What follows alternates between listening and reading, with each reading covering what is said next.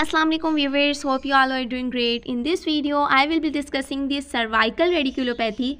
What is cervical radiculopathy and cervical radiculopathy को हम cervical spasm से किस तरह से differentiate कर सकते हैं, वो सब आज हम इस वीडियो में डिस्कस करेंगे. But before that let's talk about this cervical radiculopathy.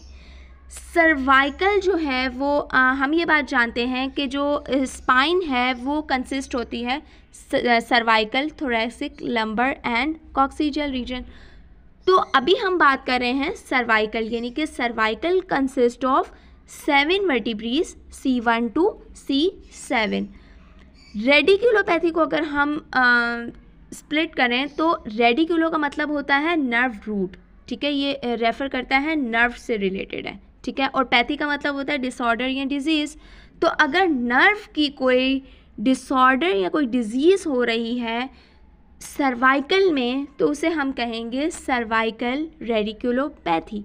अब वो किस वजह से हो सकती है? May be due to inflammation, any wear and tear in the joint. वैसे तो मैं अपनी ये प्रीवियस वीडियो में स्पाइन से रिलेटेड बता चुकी हूँ, बट फिर भी अगर मैं ब्रीफ ओवरव्यू दूँ तो हम ये बात जानते हैं कि जैसे अगर for example this is C1 and this is C2. C1 के बीच में हमारे पास जो है वो इस तरह से फोरामेन होता है जिसे हम वर्टिब्रल फोरामेन कहते हैं. अब जब ये सारी वर्टिब्रेज C1, C2, C3 जब अलाइंड होती हैं आपस में तो हमारे पास इनके फोरामेन्स भी जो है वो अलाइंग होंगे. तो ये जब फोरामेन सब अलाइंग होते हैं तो ये एक केनाल बना लेते हैं, उसे हम बोलते हैं स्पाइनल केनाल. अब उस स्पाइनल केनाल से स्पाइनल कॉर्ड और स्पाइनल रूट्स पास हो रही होती हैं. As you can see in this picture, इस पिक्चर में जो है वो हर वर्टिब्रे के साथ जो है वो नर्व रूट इमर्ज हो रही है. अब होता ये है कि due to any XYZ reason ये नर्व रूट अगर जो है वो इम्पिंज हो रही है तो उसे हम कहते हैं सर्वाइकल रेडिकुलोपैथी.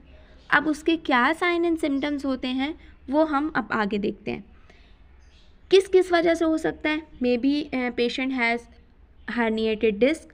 हर्निएटेड डिस्क मतलब डिस्क अपनी जगह से हिल जाना, और इसकी मैंने अलग से पूरी वीडियो बनाई हुई है कौन कौन से टाइप की किस किस तरह से स्टेजेस होती हैं और कौन कौन सी टाइप के हर्निएटेड डिस्क होते हैं, वो मैंने अलग से वीडियो बनाई हुई है, आप देख सकते हैं मेरे चैनल पे.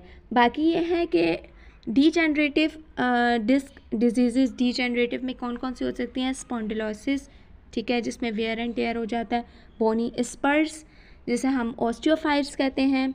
स्पाइनल स्टीनोसिस यानी कि स्पाइनल जो वर्टिब्रेज हैं वो बहुत ज़्यादा नैरो हो गई हैं, ठीक है. कोई ट्रॉमा हो सकता है, इंजरी की वजह से हो सकती हैं. इन सिम्टम्स की अगर हम बात करें तो जो रेडिकुलोपैथी है इसका जो पेन जो है वो ऑब्वियसली रेडिएटिंग पेन होता है, radiate towards the shoulder, arms and hands. अब जो मैंने कहा था कि सर्वाइकल स्पाज़म और सर्वाइकल रेडिकुलोपैथी में क्या डिफरेंस होता है, तो उसका मेजर डिफरेंस यही है एक कि जो सर्वाइकल स्पाज़म होता है उसका पेन जो है वो लोकलाइज्ड होता है और वो मसल्स को अफेक्ट कर रहा होता है, ठीक है, और उसका पेन लोकलाइज्ड होगा. लेकिन जो सर्वाइकल रेडिकुलोपैथी होती है ये नर्व्स को अफेक्ट कर रही होती है, ठीक है.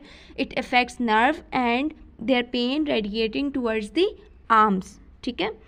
Next we have weakness in the affected arm, numbness और टिंगलिंग सेंसेशन होती हैं और जो रिफ्लेक्सेस हैं वो बहुत रिड्यूस होते हैं.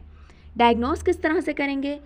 न्यूरोलॉजिकल टेस्ट होते हैं जो कि परफॉर्म करके आइडेंटिफाई किया जाता है. MRI और CT स्कैन होता है और EMG से भी आइडेंटिफाई किया जाता है. ये बेसिक डायग्नोसिस होते हैं. अगर आप चाहते हैं कि मैं इसका डिटेल करूँ तो मैं नेक्स्ट वीडियो में बता दूँगी.